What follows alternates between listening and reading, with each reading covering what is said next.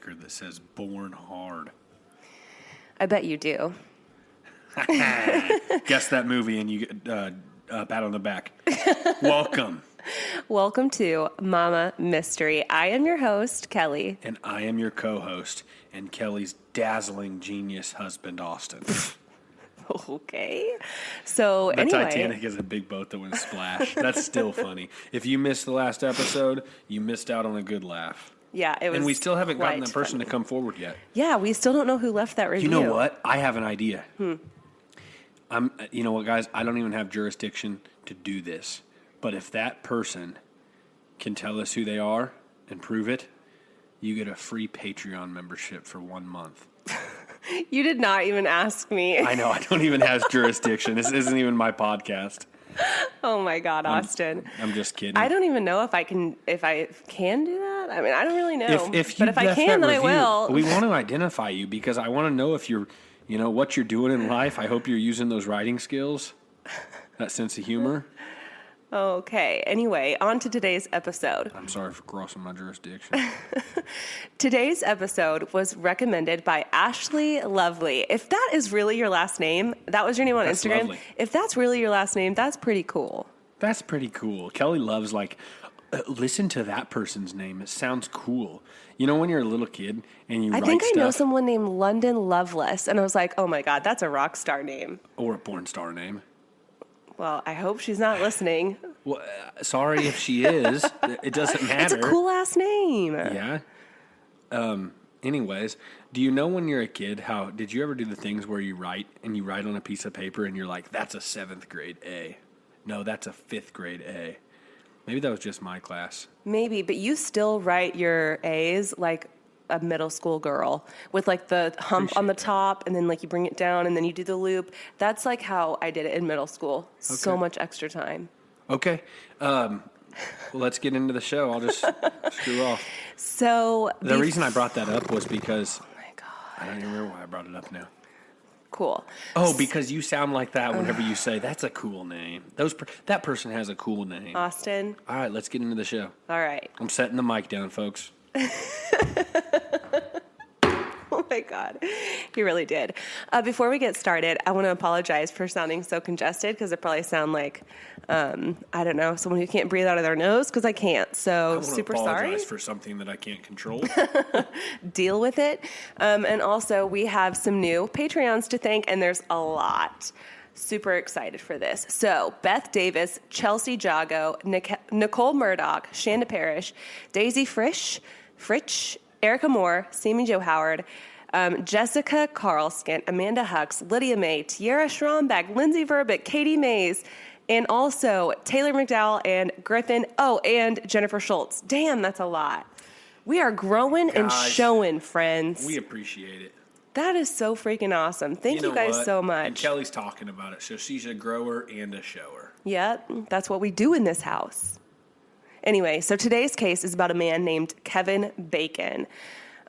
You might be familiar with that name because it is the name of a famous actor, but or because you like bacon. No, but we would be thinking of the wrong person because we are talking about Kevin Richard Bacon, who was born November 28th, 1994 in Lansing, Michigan, to parents Carl and Pamela. They moved to Schwartz Creek, Michigan, which is a really small suburb of Flint, when he was little. And in 4th grade, Kevin met his best friend, Michelle Myers. They became instant best friends. They maintained this friendship for like 20 years and eventually became roommates as they became adults. So Michelle loved Kevin's openness, his transparency. He was confident, and he was a gay man who was strong-willed, confident in his choices. He was attentive, compassionate, caring. Sometimes he did struggle with his mental health, but he was very open about that, and he did seek help, so he took a medication for that. No shame in that at all. Kevin was also known to always be putting people first, especially his friends and family. And I feel like it's common for people like that to kind of put themselves on the back burner. So I'm just glad that he sought help for himself. And let that be a lesson to any of you who may need to put yourself first sometimes. But Kevin went to cosmetology school at Sharps Hair Academy in Grand Blanc, but he was also going to the University of Michigan in Flint, and he was studying applied psychology, and his goal was to become a clinical therapist, but his parents did mention that he just had like a natural talent for styling hair. He was especially great at braiding. From the age of 12, if he would come upon a friend with hair long enough to braid, He'd be like, hey, let me braid that hair. yes, I knew you were probably gonna in say that that. same accent. I knew you were going to say that. Yeah. He was fascinated by runway styles. He dreamt of styling hair for fashion shows someday. So he was very into just beauty, hair, makeup, all that stuff. So while in school, he worked at a few different hair salons, and he experimented on himself even with bold hair colors and makeup trends. He was 6'2", so a pretty tall guy, and he was tatted up with tattoos that all held a lot of personal meaning to him. He even had some tattoos honoring the famous YouTube star Jeffree Star. Have you ever heard of him? I have. You have? That really surprises me. I've heard With you as little listening as you to know his- about everything, it surprises me that you know about Jeffree Star. Yeah. I've heard you listening to him. Go ahead. I didn't say it, the review said it. Drop it. Okay, so anyway, he also had cats named Smokey and Fuzzy, and he also had a dog named Hannah. Gosh, there's a lot of details about this guy. So sweet. I'm just trying to introduce you to who he is, Okay. round him out as a person. Okay. So Kevin was single, and in a small town, or even just in today's society, it can be hard to meet people organically. So many other singles, like Kevin, turn to online dating. But here's the thing about online dating. Anybody can make a profile, and it requires no background check. So literally anyone with just an email address can create an account. So this is really troublesome because it requires people to do their own investigating, but people can also lie about their names. So it's just a really risky business, and you never know who you're really meeting on these dating apps. And it's actually been statistically proven. I always have trouble saying that word. Really? Yeah, I always stutter when I try to say it. Statistically proven that crime rates, especially sexual assaults, have gone up since the creation of these dating apps. Catfish. And Catfish is a big TV show, and yeah, that probably all ties in. But anyway, Kevin's dating app of choice was an app called Grindr, which, if you don't know, it's an app for gay, bi, trans, and queer people. It's location-based, so it shows you which users are near your current area. And from my understanding, it's kind of like a hookup app, so like Tinder for I think more people are LGBTQ. probably, if I had to guess, that more people are probably on it to mingle rather than to find a real relationship. Yeah, for sure. Yeah, they're just kind of looking to hook up, but just hit it and quit it kind of situation. Knock You it know out of all the- about those. What? Just kidding. So- His face. What? What?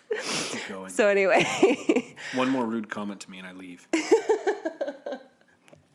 okay. So on December 24th of 2019, Kevin met someone named Mark Latunsky on Grindr. He told his roommate Michelle that he was going to meet up with someone and that he would check in later. He left his apartment around 5:30, and about an hour or so into his date, he texted Michelle to let her know that he was having a good time and that he didn't know when he would be back. He told Michelle that if his mom called, to just tell her that he was sleeping. And then at around 6:20, Kevin's phone was turned off.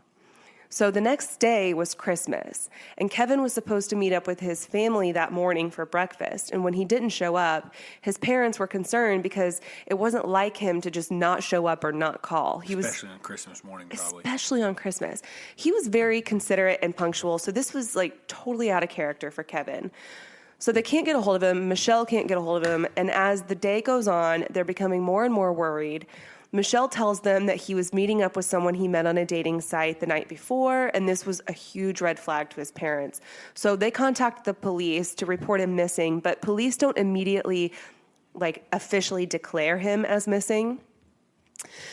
His friends and family start searching for Kevin, and one of the first things they do is start retracing Kevin's steps. So they ping his phone, and the last time it pinged was near a Family Dollar in a little shopping strip. So they go there and they actually find his car in the parking lot. And inside his car were his wallet, keys, money, phone, and a bag of clothes. And Michelle was able to identify that these were the clothes that he went out in the night before. So it was alarming to his friends and family because he didn't have like a change of clothes with him. So it's just bizarre. Like, why would all of his clothes be left in his car? That's strange. It's weird. So unfortunately, the shopping mall did not contain any surveillance cameras, and the search for Kevin begins to expand. His friends and family are all attempting to get the people at Grindr to hand over any information they can to help them find Kevin, but Grindr absolutely refused to hand over any information. So a few days go by. It is now the 28th, and Kevin has been missing for 3 days when police finally catch a break. Somehow they were able to access information on Kevin's phone and access his Grindr account, revealing the messages that he exchanged the night that he went missing. And they can see like who he was planning on meeting up with. Mm-hmm. They come upon these messages with a 50-year-old man named Mark Latunsky, and they figure out who he is and where he lives and head to his house to conduct a welfare check. So Mark's home was this really pretty brick house, and it kind of reminds me of like an old schoolhouse, but maybe a little more modernized. It's just a quaint little home, brick home, located in Bennington Township. It sat back on a property not near any other houses, so it was a little secluded. Mark Latunsky, a little bit about him. He got his master's in chemistry from Iowa State, and when he left, he actually sued the city of Ames for the $1 a month charge for sewer, claiming that it was unconstitutional. He sued Ames, Iowa. Yeah. For $1. For $1 a month for the time he was there. On what planet does that make on what planet can you make it make financial sense to sue somebody for $1 a month? I don't care if it's like 60 months. Like, it costs more money to get an attorney. Yeah, to go through all that, like, your time has to be worth way more than I would love more details on that, but it's really unnecessary. $1 a month. I don't know if he won. I didn't even care to look, honestly. I'm assuming he didn't. Mark threw $7 million after a $75 lawsuit. Yeah. 7,000, whatever. Whatever. So he was also married to a woman named Emily from 2001 to 2013, and they had 4 kids together. But in 2010 and again in 2012, he was officially diagnosed with severe reoccurring chronic depression with psychotic features, adjustment disorder, and anxiety with paranoid schizophrenia with borderline personality traits. Sheesh. That's a mouthful. That's a laundry list of some shit. Of diagnoses, yeah.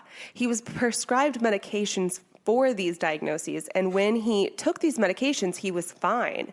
But if he missed them, he was unbearable. Isn't that so crazy? Like, to think that there's people that they're unbearable. Mm-hmm. They can't live in society. They can't function as a human. But then if they take their medications, it solves literally all of it. Mm-hmm. There's people, like, I know of people who, like, if they don't they refuse to take them and they want their life to be this jumbled mess. It just sounds like a nightmare. Yeah, and there's it's really sad. The argument that some people use is that they feel like a zombie when they're on the medications, and you just want to shake them, and it's like, no, but you're acting normal. Like, this is the most normal we can get out of you. They but can't understand that's what normal is. Yeah, and so it's really sad because it's not their normal. It's not, and normal's such a subjective word in anything totally. in life. So it's like weird. Yeah, like, you're weird. Well, we're all weird. Yeah, like, oh, I was acting what's normal. your version of weird? Yeah, what's your version of normal? Right. Yeah, so so he was freaking, he had some serious shit. He had some serious shit going on. Emily eventually filed for divorce, citing a few times when he was really difficult or impossible to handle. So she said there were many times he wouldn't sleep, and he would just stay up watching like torture videos and horror movies. And he would threaten to get rid of the kids' animals. He would refuse to bathe or shave. One time he kidnapped 2 of his kids and kept them from their mother, violating their custody agreement. And another time he refused to let any of them leave his house, including Emily. So this was just a few of the instances he had with Emily. on another run-in with police, he was caught on his dad's property. And when they asked him who he was, he lied and told them his name was William Dean and that he killed Mark Latunsky with, quote, the stroke of a pen, end quote. He told the cops he killed himself, but wait, he told his cops he killed somebody? Yeah, But it was himself? But it was him. And I don't know what that means by the stroke of a pen. And what would have happened? Like, did they not say, well, you're under arrest? I don't know what ever actually came of that. I don't know if anyone came and vouched for him, like, no, listen, he's got some issues and he's unmedicated. But that was just one of the other instances that he had a run-in with police. So Sounds like a heck of a guy to meet up with on Grindr. yikes. Gosh. So when Mark and Emily divorced, he moved on from Emily and married a man named Jamie Arnold.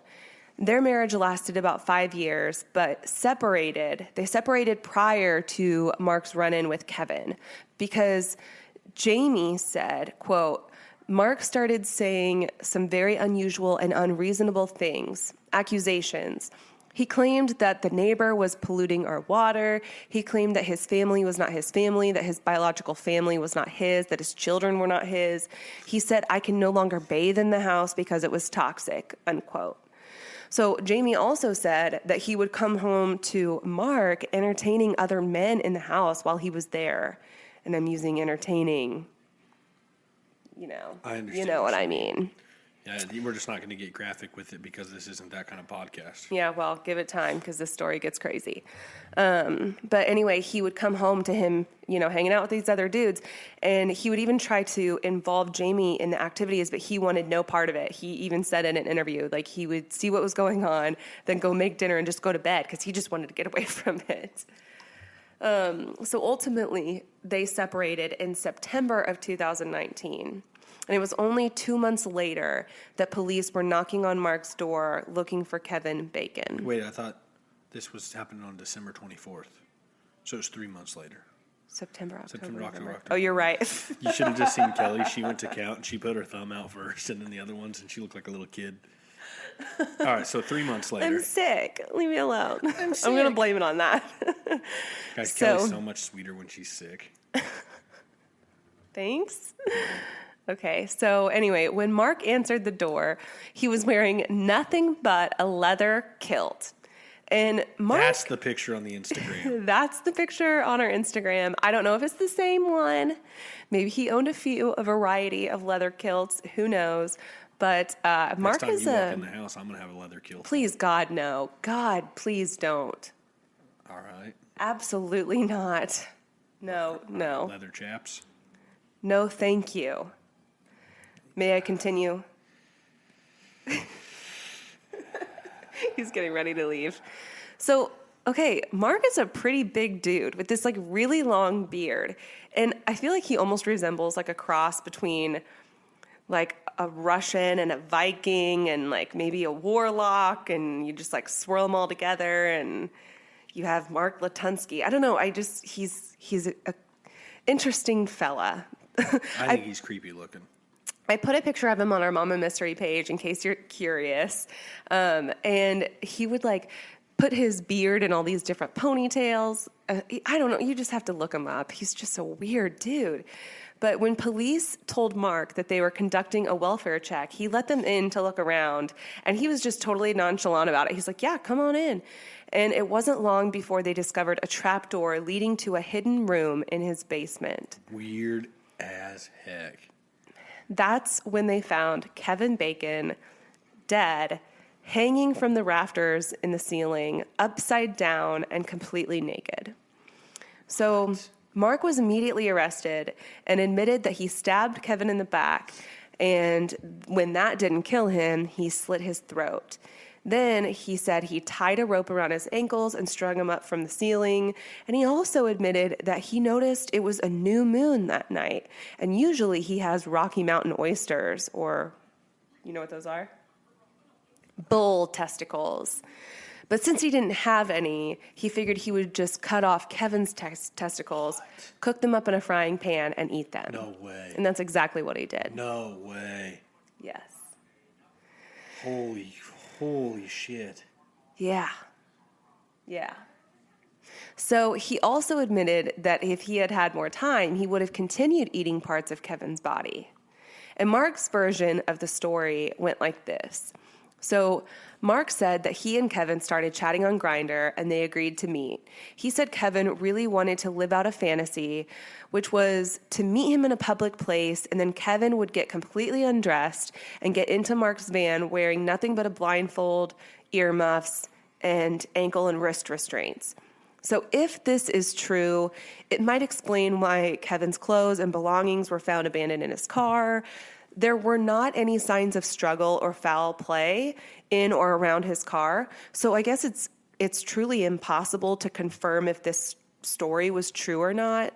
I'm not inclined to believe anything Mark says, but I also know some people just fantasize about weird shit. So I'm not here to judge. Like, who knows? But I'm judging. I don't care. And you know what? There's going to be about 4% of listeners that think I'm an asshole and the 96 that say, yeah, that's freaking weird as shit. Yeah. I'm judging. I don't care. I'm not going to sit here and go all politically correct. I'm not judging. That's a dumbass move. And I still feel bad for the guy. He got his testes eaten and he got killed, and it's horrible. But you're talking about a person that decided to get in a car with a stranger and said, hey, before I hop in, I'm going to get naked and have you blindfold me and put wrist restraints on, and we just met. And no, I'm judging. That's a screwed up deal. Yeah. So if it's true, I agree with you. It's a very poor choice. Okay. But I guess if it's not true, then you can imagine that maybe he subdued Kevin somehow, maybe got him into his vehicle, unclothed him, then tied him up and put him, you have to think of both scenarios, both possibilities. This straight, though. I not feel bad for him. I feel bad that Oh, this for happened. sure. I'm not saying that I'm judging him like, oh, he deserved this. No, God, no. But very, very, very stupid decision. Yeah, if that was the decision. If that was the decision. Because we don't know for sure if that's really what happened. I wasn't there. Yeah. So you just don't know. It could go either way. Yeah. So anyway, either way, it doesn't matter. It doesn't matter because it happened. So Mark said Kevin rode in the back of Mark's vehicle all the way to Mark's house. Then they had consensual sex and talked for a while. And he said that Kevin confided in him about some suicidal thoughts that he'd had in the past. And Mark said he offered to help him die. He said they talked about how they would make his body disappear. And Mark said that Kevin wanted his body to be repurposed. So Mark told him he would grind up his bones to use them in the soil of a tulip garden, and that he'd use his other organs to grow chestnuts. Man, this dude is a Looney Tune. I mean, you can't get much more random than this shit. And detail is all get out. That's what makes me think it's a lie, because Mark is known to have these psychotic tendencies, these psychotic features that go along with his paranoia and all this shit. And it just makes me think there is a screw completely missing. It's not just loose, it's gone. And all of this stuff is just rattling out of his mouth, and who knows what to believe. I don't believe any of it. I don't believe that Kevin wanted to die.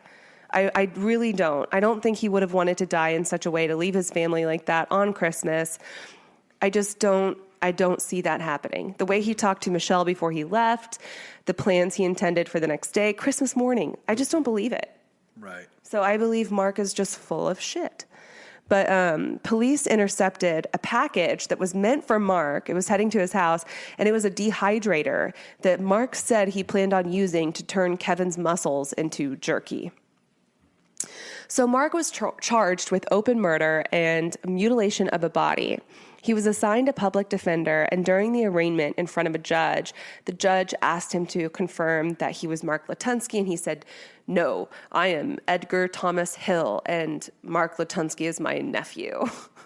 It's kind of late to say that. And what the hell? Yeah, and apparently this genuinely confused some people, maybe in the media or just people in the community, because they're like, wait, are we sure you have the right guy? And they had to be like, yes, it's him. He's just, he's off his fucking meds. When you say that, it makes me think the other stuff is more likely to be a lie, just because he's a compulsive liar. Yeah, but it's hard to know if he's a compulsive liar or if he just believes these things to be true because he's psychotic. What if he actually believes these things? That's what I'm saying. Yeah. All these mental issues he has, he probably believes these things to be true. Man.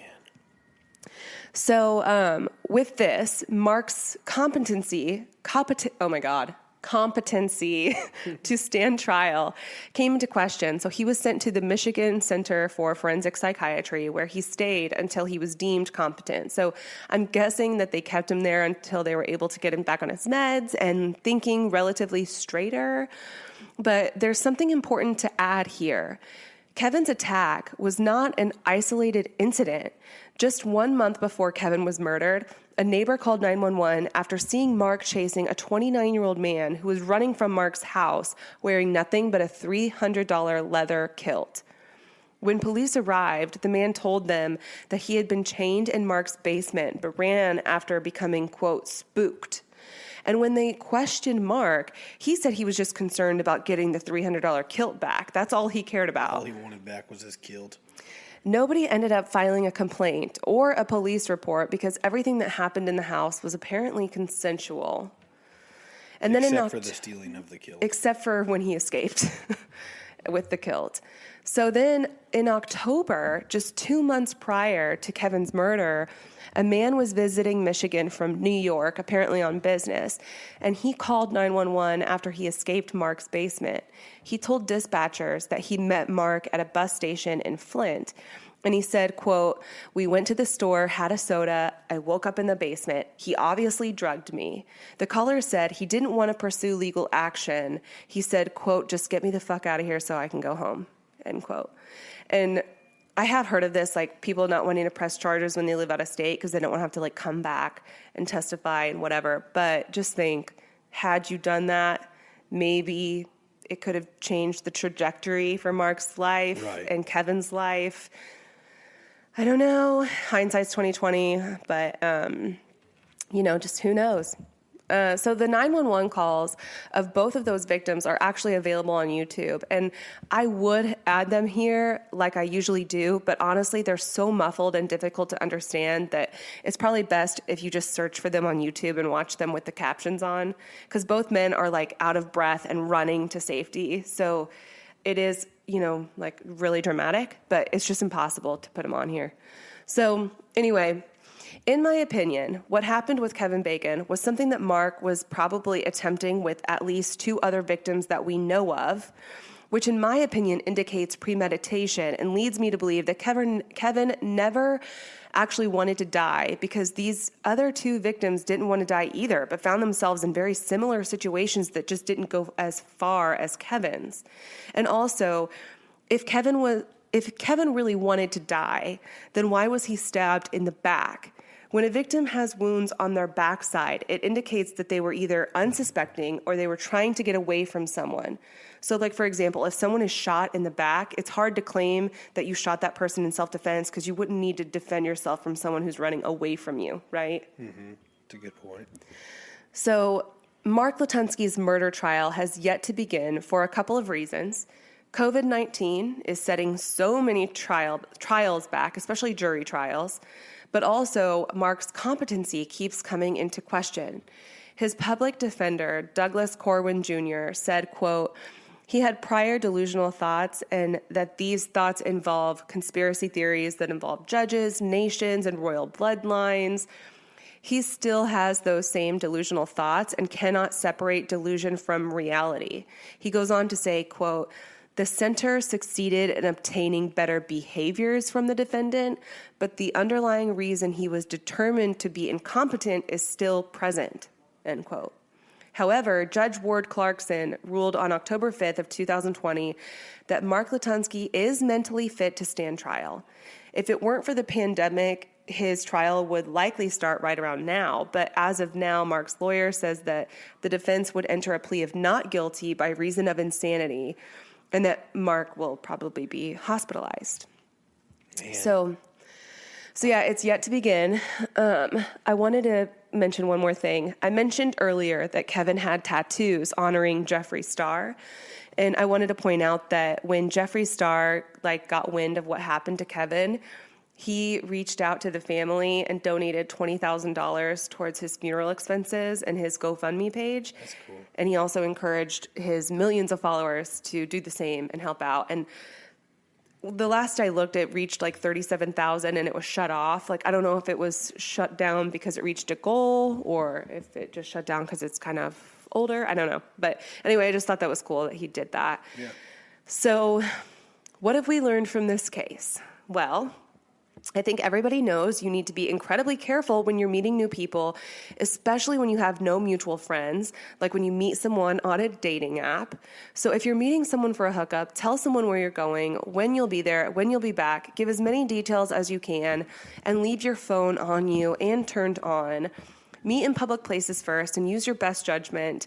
Knowing that these dating apps still haven't found a way to like filter offenders from its users, it's really up to the users to do their due diligence and make sure they're safe. And, you know, it sounds like Kevin really tried to do those things, and yet he still just had an encounter with evil, and unfortunately he's gone because of it. So I agree with all of what you said about you don't believe he wanted to die and that, yeah, 2 other victims had escaped. I think there's a lot of like good logic there. Mm-hmm. So I think that makes sense. I don't think he wanted to die. I don't think he would have left his family on Christmas. yeah, And the 2 prior people is kind of an indicator of that, I think. Mm-hmm.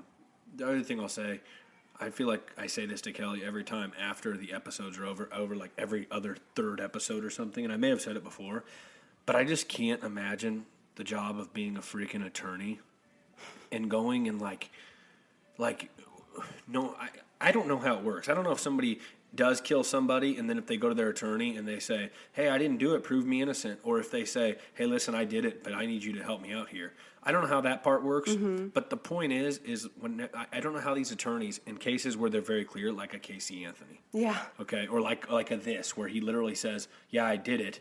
And, oh, well, we're going to plead not guilty. I'm going to try to help you not get in trouble because I'm going to help you plead insanity. I'm going to try to get you at a lesser case. Like, I don't understand how you could sleep at night knowing that you defend completely guilty dirtbag people. yeah. You know, It's and a crazy job. in this case, he's a public defender. He's probably assigned to this case, so he doesn't. I don't but want it to say he doesn't- doesn't have a choice. No, but I know, but it doesn't make it any different. Like, I'm just saying, like, imagine Yeah. having that job. How do you sleep at night? I don't like, know. Like, that's almost even worse. Right. Hey, we're gonna. Hey, not getting bankroll payment because this person can afford, and you're gonna have to try to twist the story and get them out of this thing. Yeah. No. Hey, you're assigned to this dirtbag that killed this person, so do the best you can to help them out. Like, Yeah. oh, okay. Like, how many I don't know. attorneys? I could never do how it. many attorneys are like, either they know their person's guilty or they think they're guilty, but they're sitting there fighting a case the other way. It's just, I don't know how they do that. I don't either. It's all just a game, a sick and The twisted legal game. system effed. Yep. Anyways. Well, I have a think that's great all I week, have. everybody. Share it away if you would. That's how we grow. We appreciate it. Yes, thank you so much. And the sources, just in case anyone's ever wondering where I get this information, I always post the This script chick's to our. lying. This chick's making it up. I do post the script to our Patreon page, and at the very bottom of the script, I cite all my sources like a good little English major I am. Yep. So if you're ever interested, the sources are on there. Share the podcast. Join Patreon if you want exclusive cool shit. Mama Mystery out. Bye.